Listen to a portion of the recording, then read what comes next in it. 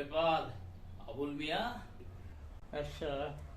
अस्सलाम वालेकुम जी। काम करता जी হচ্ছে সব পরিষ্কার করছো? বারান্দা পরিষ্কার হইছে? হ্যাঁ হ্যাঁ, কাজ করো, ভালো করে কাজ করো।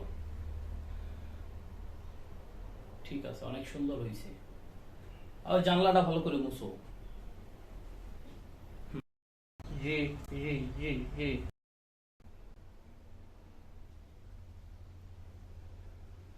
বুঝছো আবুল মিয়া, পরিষ্কার পরিচ্ছন্নতাই হচ্ছে ইমানের অঙ্গ।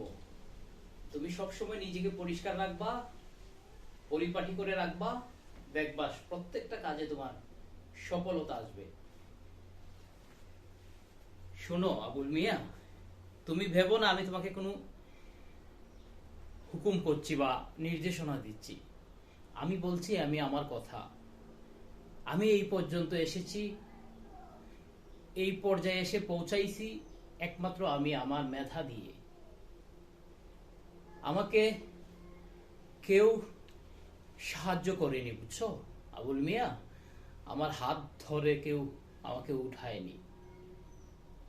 একটা সময় আমি প্রচুর কষ্ট করেছি, দিনরাত পরিশ্রম করেছি, নিজের পায়ে দাঁড়ানোর জন্য প্রচুর কেটেছি। কারো জন্য আমি অপেক্ষা করিনি, কারো উপরে ভরসা করেও আমি চলিনি। একমাত্র উপরওয়ালা ছাড়া আমি কাউকে ভরসা কখনো করিনি। আজকে এই পর্যায়ে আমি এসেছি আমি আমার মেধা, আমার শ্রম দিয়ে। তোমাকে কখনো আমি আমার কাজের মানুষ মনে করিনি। তুমি আমার একজন পরম বন্ধু। আমার বাড়িঘর সবকিছু তোমার কাছে আমি রেখে যাই। আমার তো ফ্যামিলির কেউ দেশে নেই, সবকিছু আমি তোমার কাছে রেখে যাই, কারণ তুমি আমার বিশ্বস্ত একজন মানুষ। ঠিক আছে, ভালো থাকো আবুল মিয়া, আমি আসছি, দুজনে মিলে একসাথে চা খাবো, আড্ডা দিব। ঠিক আছে, এই তো কাপড় চেঞ্জ করে ফেলছি, এখন নিজের কাজ নিজে করব, বুঝছো? তুমি তুমি পরিষ্কার করো, আমি একটু উপরে যাব।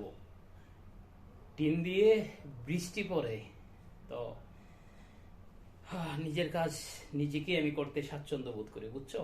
তুমি তোমার কাজ করো, হ্যাঁ, আমি একটু উপরে একটু কাজ করে আসি।